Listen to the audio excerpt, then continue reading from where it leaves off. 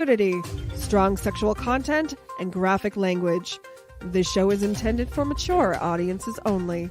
Viewer discretion is advised. The following episode has been brought to you by the Dorkening Podcast Network and is sponsored by Deadly Grounds Coffee. 3, 2, 1.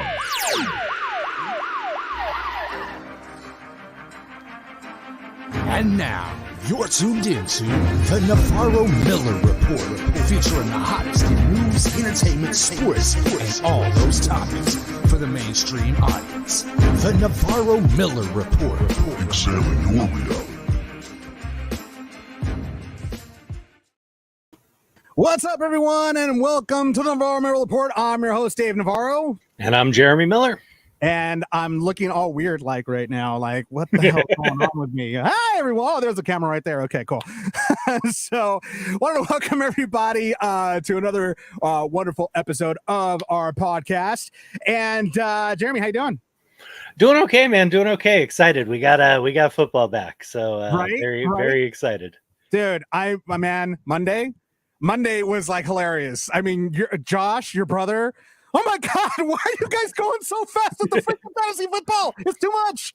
You know, it's my favorite time of the year, fantasy football time. It's my time to, put you in your place and let you know where you stand, which is, behind me in the pecking order. And then you wake up. That's beautiful that you have dreams like that. It's good to strive for dreams because when I'm champion of the league, as I, meant to be, I will be lowering this over you.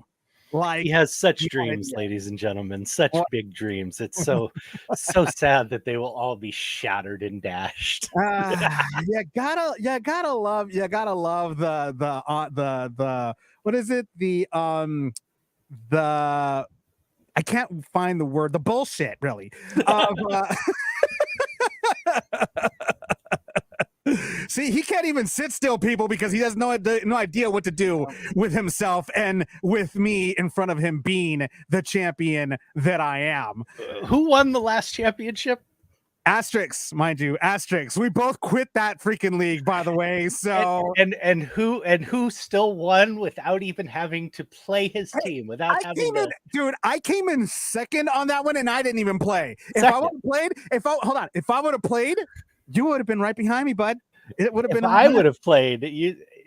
See, that's the thing. I didn't play either. See, I just would have made all the right moves to counteract everything you did. See, and you had the thing is no hope. No, but here's the funny part. You had a better team than I did. You see how he tries, folks. You see how he tries. Oh, whatever. RC Miller saying, "Oh, come on, you're not talking about football." Of course we are. That's part of what the show is. You must be new. It's okay though. We'll forgive you. Wanted to welcome everybody to the Navarro-Miller Report, and as habit would be, we as usual, for those of you that are brand new to the show, I go ahead and make Jeremy watch a couple of blind react TikToks so that we could go ahead and really get the show on the road. So here's one for you. Now, this has to do with two rival pizza companies and a little prank that was, I guess you might call a wrong number dial. I don't know. Check it out. Hey, John, welcome to get started for you today. Come again? Wait, what? Hello? Thank you for calling Papa John's. What can we get started for you? Would you like to try our large one-topping pizza for $7.99? No, this is Domino's Houston. Domino's. Ours it's actually $6.99. It's not Papa John's. This is Domino's Houston. You're selling a large one-topping pizza for $6.99? Are you fucking kidding me? And a 2-liter. Are you fucking kidding me? Are you trying to uppercut our prices? Is that what you're fucking doing? And you called us? Wait, this is Papa John's? Fuck you, Domino's. Your pizza tastes like fucking Papa John's, bro. I got fired from Domino's. Domino's. They're not loyal Yeah, to their because you couldn't make customers. it. Because you couldn't make it. You're a Pull up! subpar Pull fucking up on us pizza then. salesman. Pull bro. up!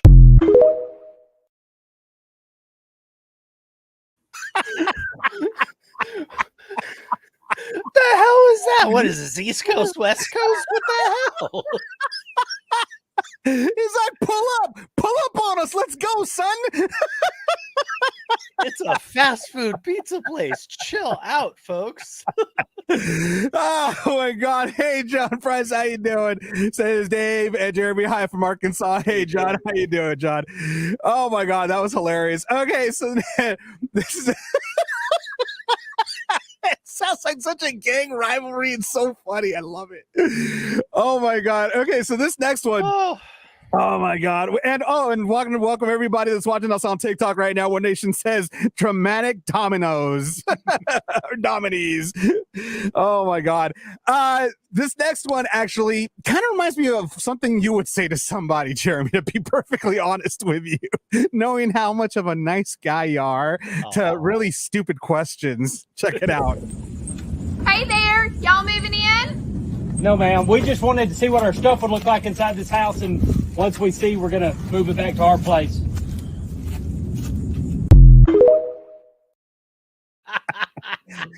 That would so be something you would say to somebody, like, all the way. I'm guilty, absolutely.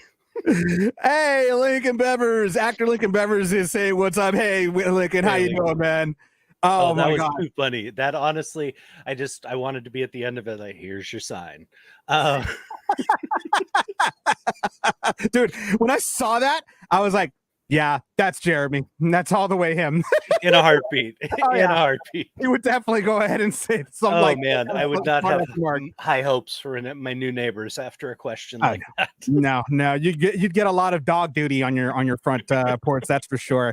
This last one, now, Jeremy, as a chef and as a Caucasian male, this, you tell me if this is true or not. I don't know. Go ahead and check it out.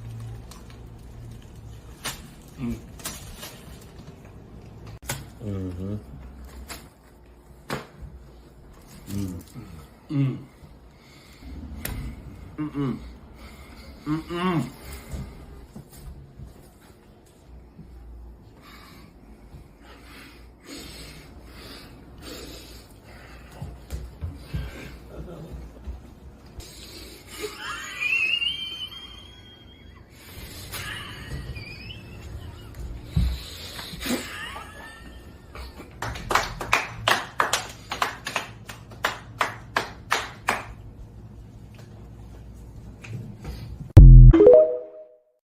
I'm terribly confused. You didn't see the first part, what it said?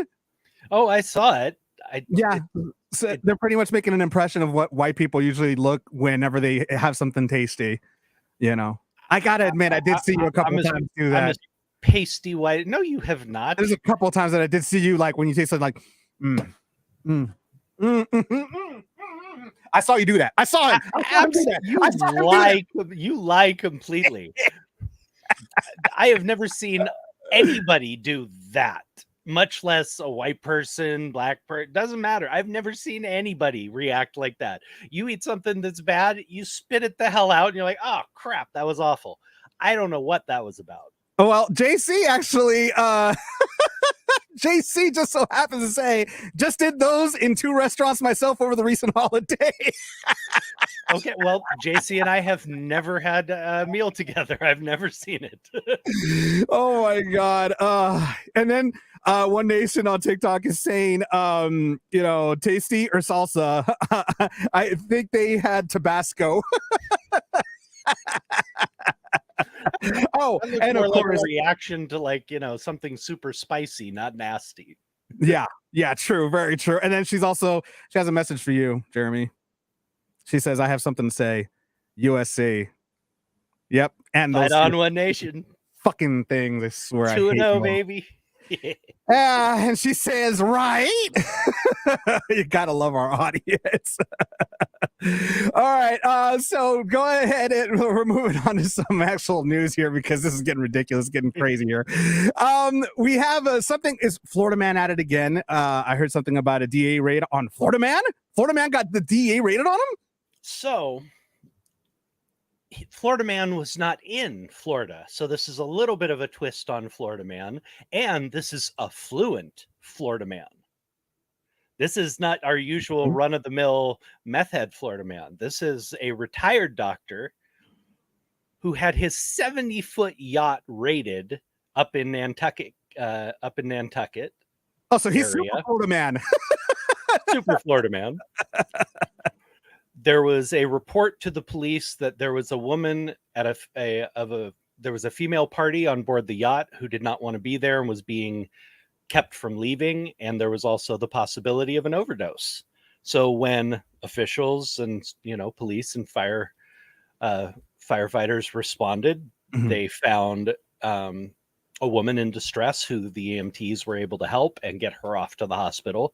But in the search of the yacht, which was not in international waters, mind you, they found 43.5 grams of cocaine. Of course. 14 grams of ketamine, 2 Smith & Wesson pistols, and also multiple sex workers who were also arrested. Owner of the yacht, Scott Anthony Burke, a retired doctor from Key West, Florida, was arrested and will be facing criminal prosecution. I mean, who can? I mean, okay. To some people, that's a Saturday night. Okay, I mean, I'm not here to criticize. If half an ounce of blow is your thing, more power to you. What are you doing not in international waters partying like that? The whole point of having a boat, a big yacht that you're going to throw these crazy parties at, is that you do it in international waters where you can't get in trouble for it. This guy was basically in the harbor. And got busted. These are people not using their brains. I mean, I'm sorry, but if you're a rich man and a smart man, if you're going to do criminal crap, use your brain. Do it in international waters, damn it. Be smarter than that. We got Meg from Tallahassee. Of course, she's from Florida. She's like, oh, fuck, another Florida man, bro. We need to fucking chill out. Holy shit. At least it was a fluent, Florida man this time. Oh my God. I can't with these people anymore. Like they make it so easy for us. They do. They really bless their heart. They just make it so freaking easy for us. Now that goes for, oh man, your stories. I gotta tell you, I love where you find some of these. We got a daughter dials DUI favor. What the freaking hell? So we have a 21-year-old woman named Teresa who was arrested. Now, this apparently happened back in December of 2022, but it's starting to get a lot of press and a lot of notice at the moment. You'll find out why. Okay. So we have a 21-year-old who was pulled over, stopping at Wawa Grill on the way from an Applebee's. The officer noticed her swerving a little bit, pulled her over for suspicion of a DUI. She claimed, like everybody does, that she only had one drink, even though the reason they were responding was her car had been reported hitting a light pole and zooming off. When the officer questioned her about it, she swore she hadn't hit anything, even though the bumper was sitting in the middle of the intersection and her bumper was missing. That's not my bumper, officers. That's someone else's. I saw them drive by there. She tried everything she could and even resorted to dropping her father's name twice. Her father, who is a sheriff for the local county police. Well, they called her father. It didn't go the way she thought it would. Hold on. I bet you anything. He picked up the phone and was like, new phone, who dis?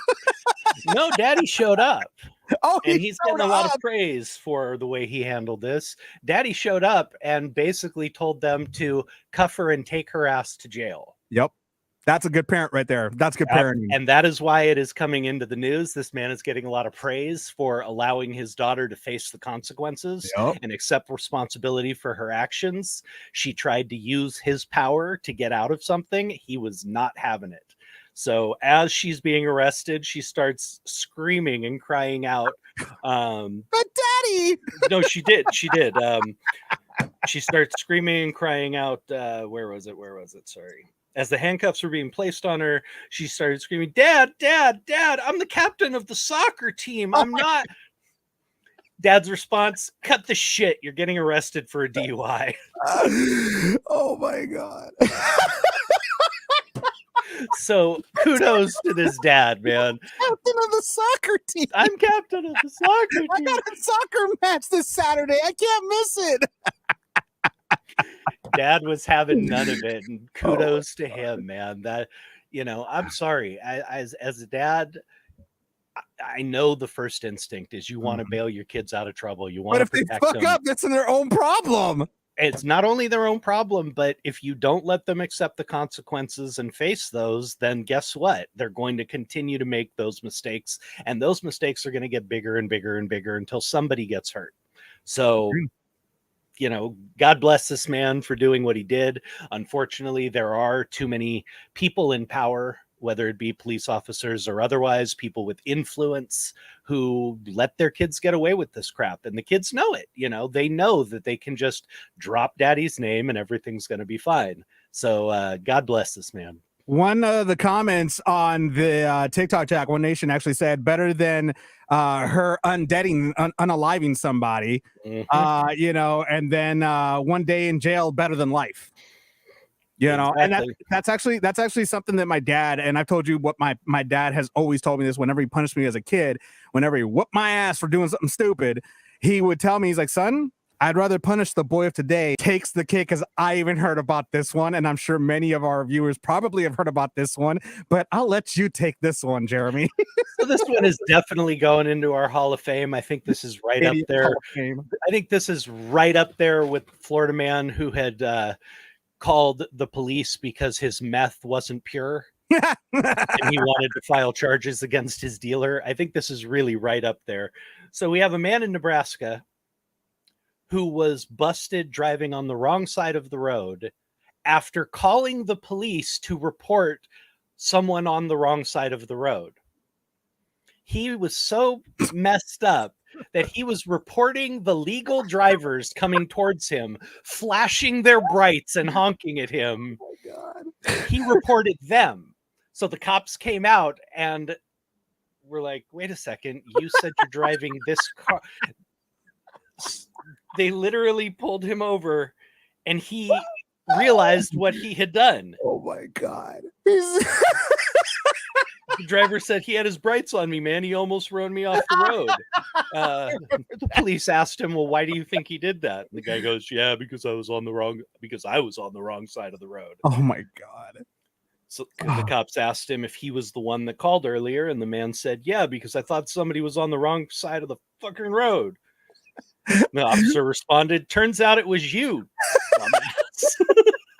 No, and then I heard in the tape, he actually said, he's like, I'm a fucking idiot.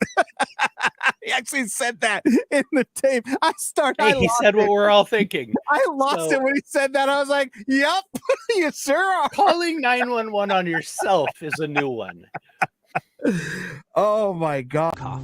Well, they're wrong. There's only one brew that gets my seal of approval. Deadly Grounds coffee is my guilty pleasure. The aroma is so intoxicating. It brings all of my neighbors out of the woodwork. Deadly Grounds coffee. Coffee to die for and zombie approved. It's good to get a little deadly. Use the front door! Oh, they're so disgusting. I'm just waiting for one of those zombies to call the cops on themselves and be like, officer, there's somebody chewing on my arm. Oh, no, even the zombies are smarter than that. Even the zombies have more brains than that gentleman. Well, they don't use the front door, though, so. Coming on to some entertainment news. As we all know, Danny Masterson was sentenced for 30 to life for multiple rape accusations, and he was charged and sentenced. But there were some friends actually that were actually sent letters into the judge basically asking for leniency. Some of those friends included Ashton Kutcher, Mila Kunis, and a lot of the other co-stars from that 70s show and other people that know him, basically saying that Danny's a good father, he's a good husband, to just show some sort of leniency when it comes to sentencing, because they all knew he was going to prison anyway. And basically Ashton also said that, you know, he's not a danger to society. You know, he's not currently a danger to society, or something around those lines. It's tragic what happened to this man. Very talented actor. He made a lot of mistakes when he verdict. They're very satisfied with the sentencing, and they were very vocal about it. Again, it's tough. I mean, many people like Ashton, people like Mila, people like Topher Grace, all those people that were on that show with him. I'm wondering what they're thinking of. I mean, Jeremy, what would you think if one of your former, co-stars from your show would have this happen? I mean, what would be your first thought, especially if it's somebody that you've been friends with, somebody that you've hung out with, they practically are like family? I mean, how would you feel with something like this? That's the thing. I've already been through it. There were two people on Growing Pains, both of which I was very close to. One was one of our executive producers. He was sent to prison for production of child pornography, not distribution, not possession, production of child pornography. So I've had that experience. Someone I was close to, someone I trusted, who did something beyond heinous. I was never asked to write a letter of recommendation. I think they knew that would never happen for something like that. In the other case, there were some sexual inappropriateness charges brought against a guy who had worked on our show, one who had been extremely close to my family. Mm-hmm. And he asked me to write a character letter for him. Mm-hmm. And I agreed to do so. I told him, I have no idea what has happened or anything else, but I would have no problem writing a letter stating that you were around me,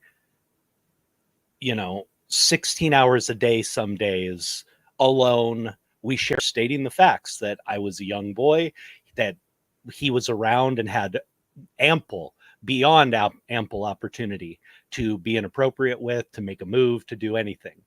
And he never did.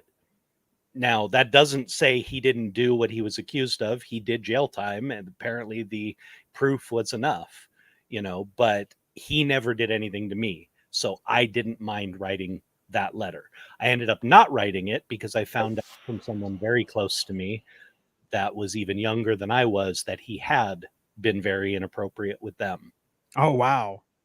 I had been having a conversation with them, and I mentioned that I was going to be writing the letter, and I told them what I was going to say, and I saw the look on their face change. And I went, what? Tell me now.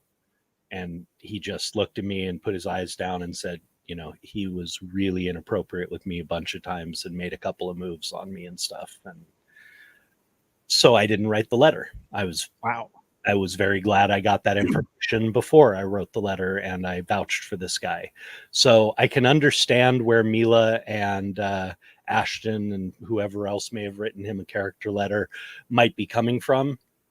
This is a different thing. This is something that happened long before. This does not excuse it. It does not make it okay, but it's a different situation than mine. It was something that with mine, it had happened recently. This was an ongoing problem. And at that point, I didn't feel like I could give this man a character letter or be someone who stood up for him. I can see how if somebody made a mistake a long time ago, no matter how horrendous, if they are truly a changed person, that their friends would still stand by them. Yeah, and that now was the time to go ahead and say, you know what? Everybody's got to pay the piper, and you just did. And now you're paying for it 30 to life. Yeah, I mean, and it's brutal, and I truly hope he is a changed man. I hope he feels, some serious remorse over what he did, and he's going to be paying a very heavy price for this. His lawyers, as all lawyers, do, claim that they have plenty to appeal on, and they've already had so many lawyers look over the case, and the judge made mistakes on this and that and the other. It's the same thing the lawyers always say. They have to say that, they have to file the appeal, but the evidence seemed pretty damning, and it looks like he's going to be paying a very serious price. And that's the truth. I've said this always. I told my boys this their whole lives growing up. You can do whatever you want in this life, absolutely anything. You can kill someone, you can rape someone, you can do anything you want in this life. Are you willing to pay the consequences and the price? And that's the fact. I mean, you can do whatever you want. There are consequences. It doesn't make it okay. It doesn't. But in this life, we can do whatever we want. You can go out and go on a killing spree. You can go out and do whatever you want. You're going to have to pay a price. And Danny's paying it now. Oh yeah, most definitely. Carl is saying somewhat like Stephen Collins of Seventh Heaven. That one's another one. Yeah, that one shocked the hell out of me, because he was around a lot of children. That's a scary thought, to have that type of a predator among a bunch of those little kids around him. That I was like, you got to be kidding me. And unfortunately, people with that one, as far as I know, didn't acknowledge the warning signs, I guess, because a guy who would do that anymore. Agreed. In other entertainment news, now this topic really pissed me off. Now, normally I like Bill Maher. I think he's very funny. I think a lot of the topics that he talks about have a lot of merit. They're very funny, controversial, whatever you like. But this one in particular was beyond stupid. He goes on a podcast and he makes comments about the Writers Guild of America strike. He goes on to say they're asking for a lot of things that are like kooky. What I find objectionable about the philosophy of the strike is it seems to be they have really morphed a long way from 2007 strike, where they kind of believe that you're owed a living as a writer and you're not. This is show business. This is the make or miss league. Now, my response to that is, well, Bill, the same can be said about your rhetoric bullshit that you keep on just sitting there looking at a camera and talking. I mean, in my opinion, you believe that you're owed a living as a host sitting on a chair reading the crap that you and your writers write on a weekly basis. You believe you're owed a salary. And guess what? You are, because you're entertaining. But a lot of the shit that you write or that you read comes from writers. And guess what? That's in front of the cameras. Well, Things that people are watching. This is the entire point. And this is what I've been saying from the beginning. Without, as important as every single job in a production is, get paid enough, they are earning these companies millions and millions and millions of dollars. If it's so easy to go out and get another good writer, go find one. There are a lot of shitty scripts out there, tons. Be my guest. See how many people want to come see those films. Not to mention the fact of the matter, he did make one good comment. It's show business. It's a business. Exactly. And to be able to like continue that business, you need a staff. No, you need workers to do that business. To say that it's unrealistic, and to say that, they're under the impression they deserve a living being a writer. No, that's not the impression. They deserve to be paid for their work that is bringing these companies millions upon millions upon millions of dollars. Plain and simple.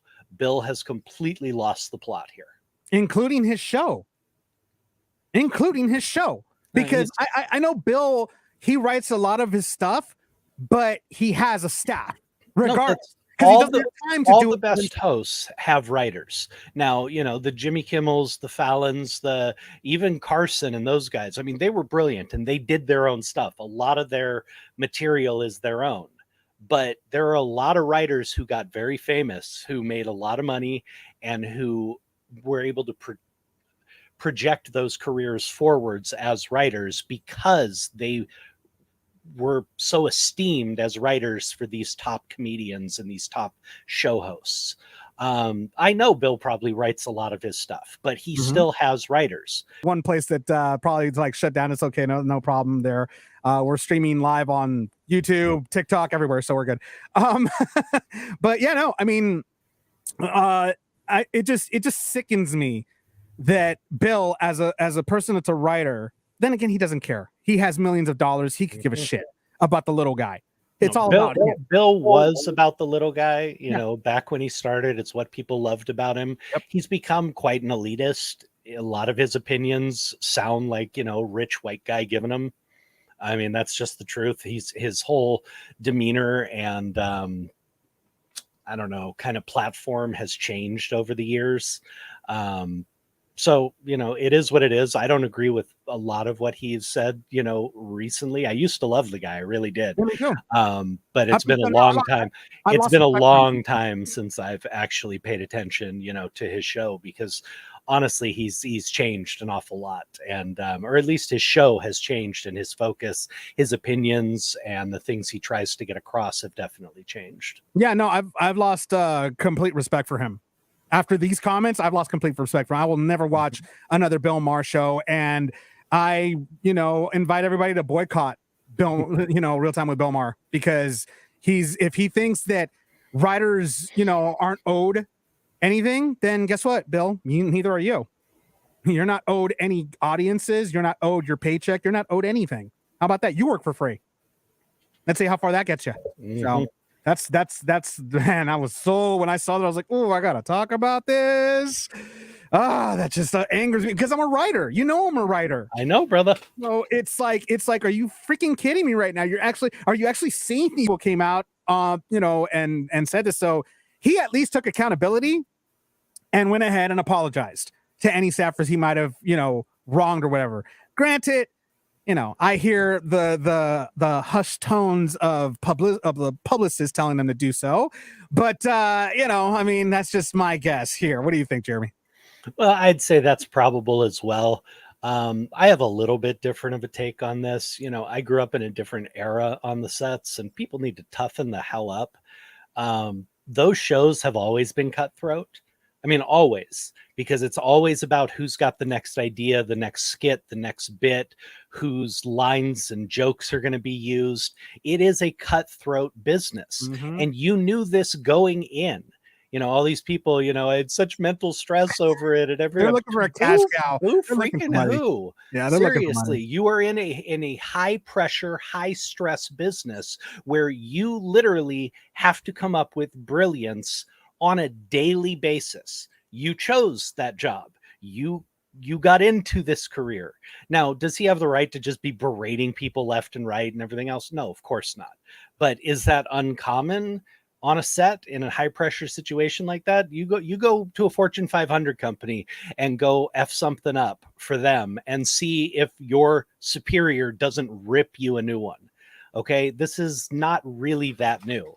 And I've told you, I mean, a lot of people, well, I can't say a lot of people, Joanna Kearns, who was played my mom on Growing Pains, had a lot of issues with the way our director would treat some of the guest stars. I didn't have much of an issue with it because he was very good to them as long as they did their job. You fail the course and the teacher will berate you at the same time some of the time. I know this from experience.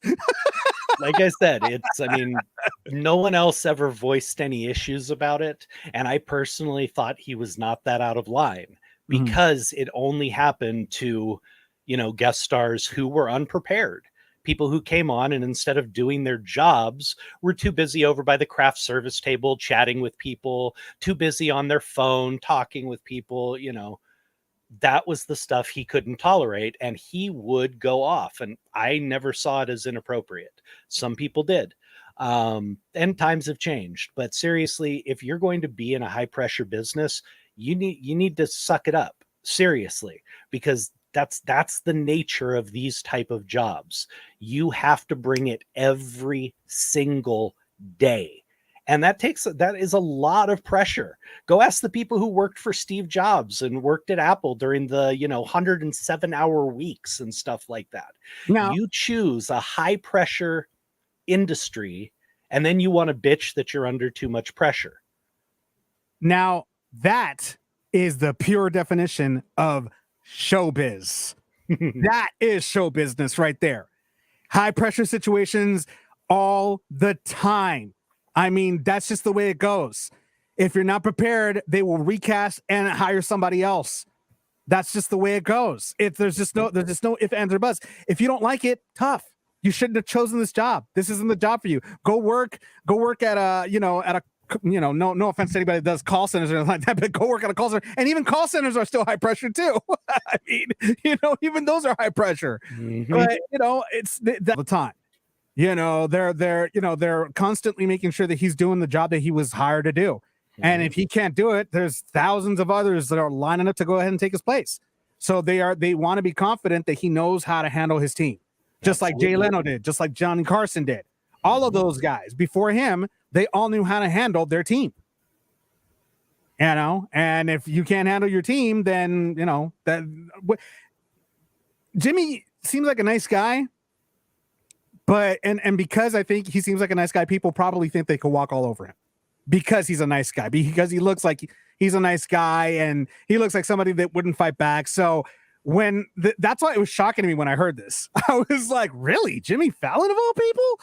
The guy's like the nicest freaking dude. He's, every single celebrity that's come on the show has said nothing but great things about him, saying that, oh my God, the difference between you and other late night show hosts is that you actually enjoy, having us and are cool with us and have like a fun atmosphere, instead of being so serious. I hate to bring this up, but to make a comparison, that's the thing, is you just never know how people are with their staff. Don't judge someone on how they treat their equals. Treat them on how, judge them on how they treat the people below them, on the ladder. Yeah, well, look at Ellen DeGeneres. That's what I was bringing up. Yeah. Every celebrity who ever went on there had nothing but rave things to say about her and how wonderful. And her crew was ready to quit en masse, at one point, because it was so miserable working for her. So you just never know. I mean, that's the truth. Performers are paid to perform. And, the truth is we're good at putting on the mask. This as well. Basically, we all have our moments where we get plastered drunk. I mean, I've had my moments and we all act up. Robin's case, he was filmed the entire time. He was stumbling. He almost fell over a potted plant. And his girl was trying to kind of keep him in line. And she's like, Robin, oh my God, you're so messed up. I mean, you're completely messed up, saying these things while they were filming. And she was like, that's embarrassing. This is embarrassing. They're filming us right now. They're filming it. She's telling them this. And he's just all smiles. Just trying to grab his phone, kind of being a little bit aggressive towards her, not physically trying to grab her, not just playfully just trying to grab his phone and everything. And finally their Uber gets there, and he's got her on a grabs her from the back as a bear hug and just walks her, just oh my God. She seems really annoyed by his actions so much. She was like, oh my God, I can only imagine what she told him this morning or what she told him on the ride home. Are you kidding me? All the cameras and you're acting the way you're acting. I mean, Jeremy, you have the floor. I mean, he's your friend, man. I mean, what do you have to say about this? Well, first of all, I have plenty of experience with this. As you know, my beautiful Joni is the sweetest person in the world. Yep. But, even before it was a problem, she didn't like dealing with me when I was a total drunk, sloppy drunk a-hole. I mean, that wasn't, it's not fun for every one of us who has done that has plenty of moments we wouldn't have wanted on camera. I mean, if you can tell me you go out and drink regularly and have yet never had one of those nights where you're like, dear God, thank God the cameras weren't around, I'll call you a liar. Okay. I'll call you a liar right now. If you're a regular drinker who goes out and enjoys a little party, and you've had those nights, we all have. So I don't want people to blow this up too much. I mean, I don't know what we're all guilty of it. Everybody's been guilty of it at one point or another. Yep. Now, could he be, having an issue at the moment and struggling with a few things? It's possible. It's possible that this was just a glimpse into that, but it's also just as likely, if not more likely, that, he had a night, he went too far, and like all celebrities, you're on camera now. So it's going to get recorded and reported. Oh, yeah. One Nation on TikTok says, I hated going through that with an ex. Never a good time babysitting. Exactly. And then, of course, Jody, she just put 100%. She agreed 100% with that one. Real quick, before we go to commercial here, I wanted to go ahead and bring up one little sad piece of news. Obviously, we know Smash Mouth lead singer Steve Harwell passed away earlier this week at the age of 56. He was an incredible talent. And it was just very sad to hear what happened to him. It was liver failure. Apparently, speaking of drinking, he had issues with that for a very long time. His band tried to actually visit him in his last days, and they weren't allowed to go ahead and visit him. But we got the news. Actually, I saw the news on Sunday from his. He wasn't able to get help beforehand, and before the damage was too much. The liver is the one organ that actually does repair itself. So for anybody out there struggling who's thinking of getting sober, please reach out to somebody, because at some point this is what happens and the liver can't repair itself anymore. But, I was blessed enough that I managed to get help and get sober early enough that I have been checked and I don't have lasting liver damage, which with the amount of alcohol I put into my body over a, 15, 20 year period is a miracle. Yeah. But, all I can say is prayers to his family, and that's a really rough situation, and he'll be missed. Oh, most definitely. JC Strickland says, rest in paradise, Harwell. You will be deeply missed. Godspeed. So very sad news. But we'll continue to honor his memory by continuing to play his amazing music all the time. So rest in peace, Steve Harwell. We'll be right back with some sports for you, including Dylan Dennis gets sued. I'll tell you more about that coming up next. Listening to stuff has never been so enjoyable. If you had the misfortune to have been born after 1990, then you missed out on a lot of cool stuff. Then Is Now podcast is here to remedy that. Join Rigor and his dedicated band of rotating hosts as they tackle pop culture of the past and how it relates today. From celebrity interviews to film and TV discussion and beyond, Then Is Now podcast brings you up to speed on all the cool stuff that you should know about. Plus, the East meets the West. If you enjoy movies that have lots of shooting and fighting, then there's a whole world of films out there that you don't even know about. Join our hosts on a journey as they discuss the amazing kung fu films of the Sport and Navarro-Miller tea anytime. Well, we're figuring it out. It's not close, but we are working on it. Then I mean, could you imagine this beautiful face on a coffee mug? I mean, it'd be the first one I broke. Damn, that's just so uncalled for, Jeremy. Hey, I passed up on like 3 of them earlier when we were talking about scripts and you being a writer. So I'm being nice. I'm being nice today. Hey, I'm actually you praised me for being a good writer, right? Well, I have, but you left me too many openings. I was really hard to let those go. Whatever. I'm done. I'm done with you. I quit on all this. See you guys later. Have a nice day. Bye. Hate you. In sports, Nina Agdal sues Dylan Dennis over Paul fight trolling, files for a restraining order. Now, Nina is Logan Paul's fiance, and I follow Dylan Dennis actually on social media. Man, has he been ruthless. Like, he has been talking so much shit about her and Logan Paul's relationship. Granted, we all know that Logan Paul and Dylan Dennis are set to fight, very soon. And, this is just fueling for the fight. And Dylan's basically saying, this is just me talking shit about the fight. Talk shit about your opponent.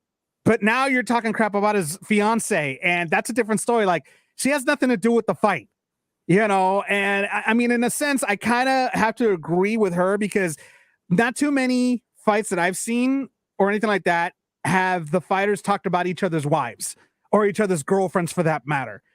Like they have nothing to do with the fight. You know me, I'm a huge boxing fan, and I have two instances, and they were both involving Oscar De La Hoya. Oscar De La Hoya was coming up against Fernando Vargas. They had a huge rivalry, both coming from LA. Vargas was from East LA, and I think De La Hoya was from Oxnard or the other way around. But Vargas had been involved in gangs and had been more of a street guy, and he always got on Oscar about being a fake Mexican, basically, and not being a real, Latino and all this other. And that stuff's all fair game in the fight game. But then he crossed the line and started talking about Oscar's wife. And Oscar got pissed. You could see it in the press conferences. He basically told him, you have questioned, that you have insulted the two things I love the most in this world, my heritage and my wife. And I'm going to fuck you up, was basically how he destroyed. I mean, I saw him come out. I was a fan of, De La Hoya. I saw him come out with a fire I had never seen him come out before. I mean, he reminded me of like Camacho and those guys back in the day. He was on fire. And then Ricardo Mayorga, who had a big mouth anyway. This guy loved to piss people off and then get his butt kicked in the ring for it. But he actually made really derogatory comments directly about Oscar's wife and like him, him screwing her and all this other. I mean, he got real. Was this Shayna Moakler?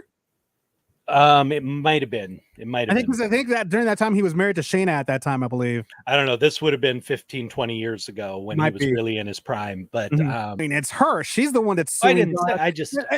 The reason why, actually, there is a reason why to that. Actually, according to TMZ, it says Agdal added in the suit that many of Dennis's other posts have upset her, including a tweet he made on August 28th that she says showed a video of her from more than 6 years ago where she talked about, quote, her desire for intimacy during a period of celibacy. She claims in the suit that the vid had been stored deep in her Snapchat archive, quote, suggesting Dennis had hacked her personal account or had obtained the private video from someone who had done so. She's asking for unspecified damages in the suit, but wants no less than $150,000 per violation of the federal law prohibiting the sharing of intimate images. So that's mainly why she's asking for that lawsuit. I mean, I don't know. And then this is a new law that's out there, and there was actually just a major case about this within the last month that was decided, and a woman was awarded like $100 million against a man who had spread her intimate pictures all across the internet. So if this was an actually intimate picture, a boudoir photo, a lingerie photo. No, it was a video. It was a video just her saying that, Then this is not an intimate photo that would qualify under that law. Now, does she have a point about the possibly hacking thing? She may have some legal ground there, but with the sharing of intimate photos, that is not an intimate photo. That doesn't fall under the designation. So she has no legal recourse there. On top of that, well, I mean, she also filed a restraining order, and Dennis, his response, he actually tweeted about it. So we'll see. I'm actually looking forward to that fight. I want to see what happens. If Logan has the same De La Hoya fire in him, but we'll see, man. You don't cross the family.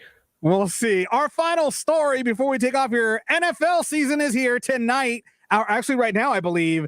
Last night. It's Friday. It's Friday night. There is no football tonight. I keep pulling out the weeks off for me. This is the night all the Texas people are at the high school football game. Yeah, you can't have the NFL going when they're not home to watch. No kidding. That's not me ragging on. That's the truth. I mean, the that's truth. high school football on Friday nights is religion in Texas. Well, that's why they had the TV show Friday Night Lights. So last night was a shocker. I mean, not to you, but for many people it was a shocker that Kansas City lost by 1 point against Detroit. By 1 point. That was just by 1 point. But still, that still speaks volumes on how Detroit performed, though. I mean, against a championship caliber team such as Kansas City. No, it definitely does. As you and I talked about a little beforehand, Detroit really kind of came on strong at the end of the year last year. They only missed the playoffs by one game. If they had won one more game, they'd have been in the playoffs. This is a team that hasn't won a home opener in 6 years. Yep. Hasn't won their opening game in 6 years. This is huge for this franchise. And to do it against the defending world champions was gigantic.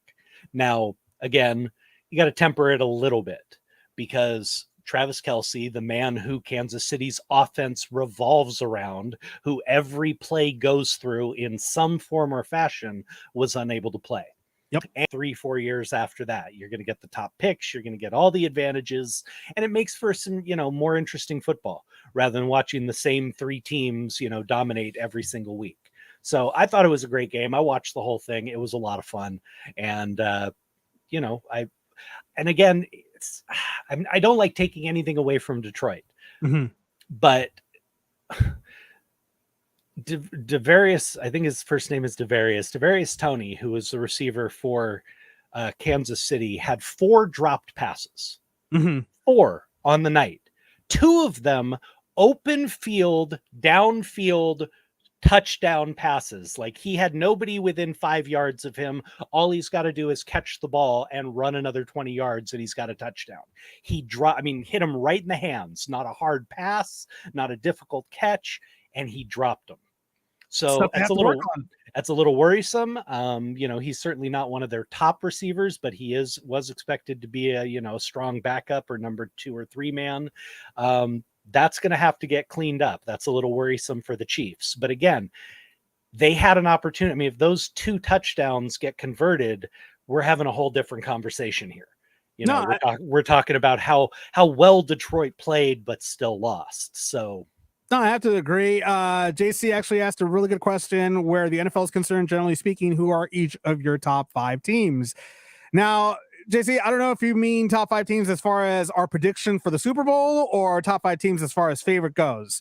As far as I'm concerned, I mean, my top team is always going to be Green Bay Packers. That's going to be my top team. Are they going to make it to the Super Bowl? More than likely not. They are in a more than likely not. They're top tier players throughout the year, and they're just rebuilding from this point up. So therefore, this is not their year.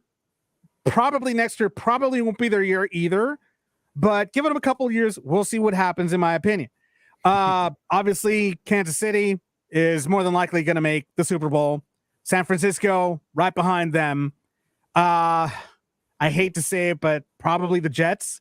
They have Aaron Rodgers and they have a lot of talented players on the Jets team right now.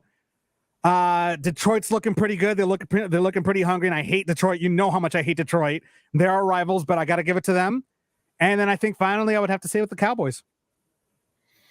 That's some decent picks. I personally, as I've told you guys before, I don't really have an NFL team anymore. I was a huge Rams fan. Went to games as a kid, loved the Rams. Even though they broke my heart all the time.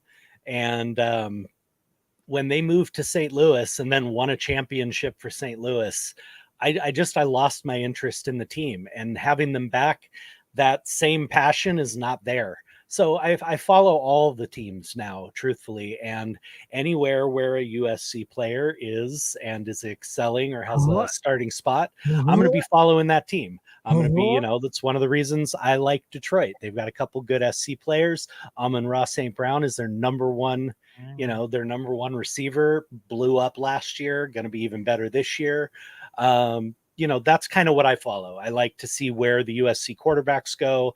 the running backs, the defensive guys, and then I kind of follow those teams throughout the season just to see how they're doing. But that's one of the reasons why I'm so big into fantasy football. It gives me a reason to consistent running backs in the league. It's just a strong team. If they've upped their defense at all, I think they really have a strong shot at going this year. Kansas City's always going to be in the discussion. I think the Niners as well. I think the Niners will probably be in the discussion as well. They've got a really, really strong team, a really strong defense. Yep. And, everybody's very high on Brock Purdy. We saw what he could do last year.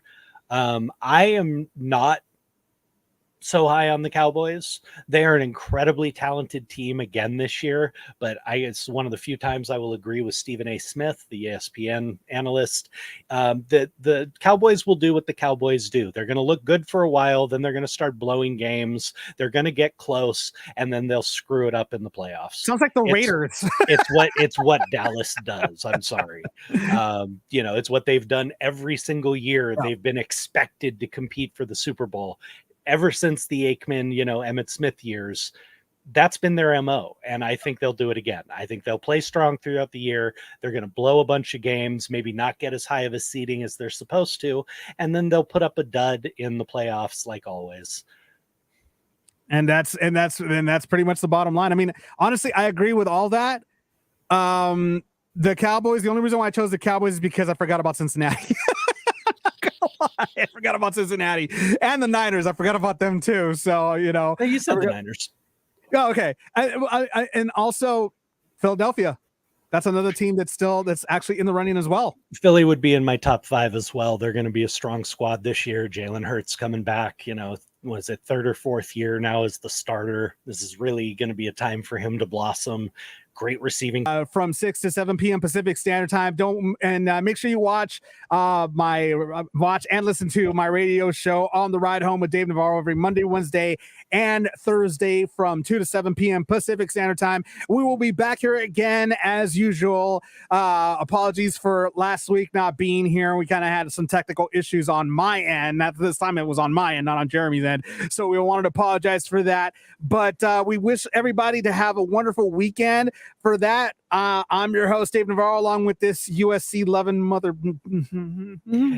And I'm Jeremy Miller. Fight on, guys. We'll see you guys next week on the Navarro-Miller Report. You guys have a great weekend. Bye.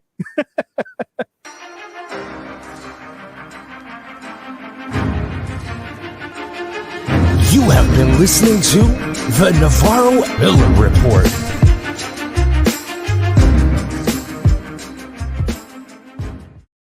This episode of the Navarro-Miller Report was brought to you by the Dorkening Podcast Network and sponsored by Deadly Grounds Coffee.